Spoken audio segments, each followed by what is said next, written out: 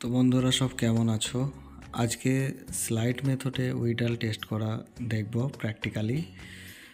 Salmonella Typhi ও salmonella typhi H এর জন্য আমরা প্রথমে পিপেটে 20 মাইক্রো পিপেট সেট করে নেব। তারপর সিরাম নিয়ে নেব 20 মাইক্রো পিপেট করে। ফার্স্ট আমরা সালমোনেলা ও উপরের দিকটা টিজেন দেব, তারপর নিচেরটা সালমোনেলা এইচ।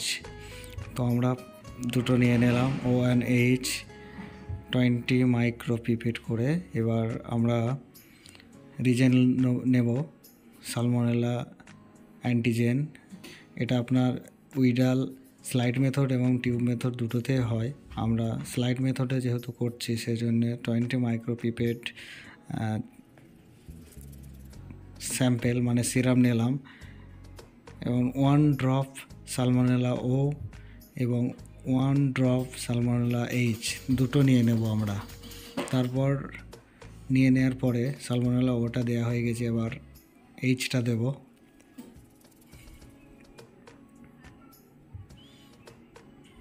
দেওয়ার পরে আমরা দুটোকে ভালোভাবে মিক্স করে নেব।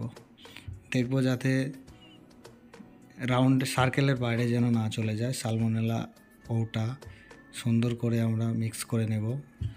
তারপর সালমোনেলা এইচটা আমরা সুন্দর করে করে নেব।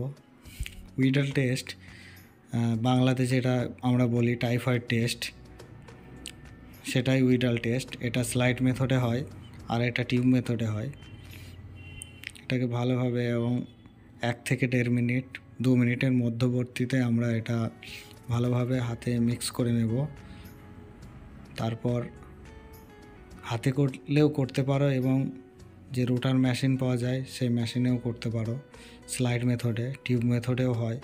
স্লাইড মেথডে করেই দেখাচ্ছে সালমোনেলা ও সালমোনেলা এইচ এবং Salmonella Typhi O H, Salmonella Typhi BH সবই হয়।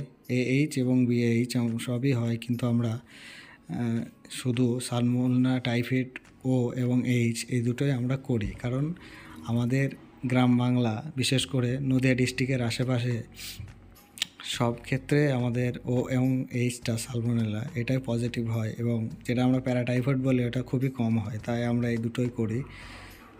এখন দেখলেন বন্ধুরা হালকা হালকা ফেটে গেছে। এবার আমরা যেহেতু 20 মাইক্রো পিপেটে করেছি সেক্ষেত্রে আমরা এটা দেখছি ভালোই কেটেছে। সেক্ষেত্রে আমরা সালমোনেলা টাইফি ওটা 1:80 এবং এইচটা 1:160 রেজাল্ট দেব।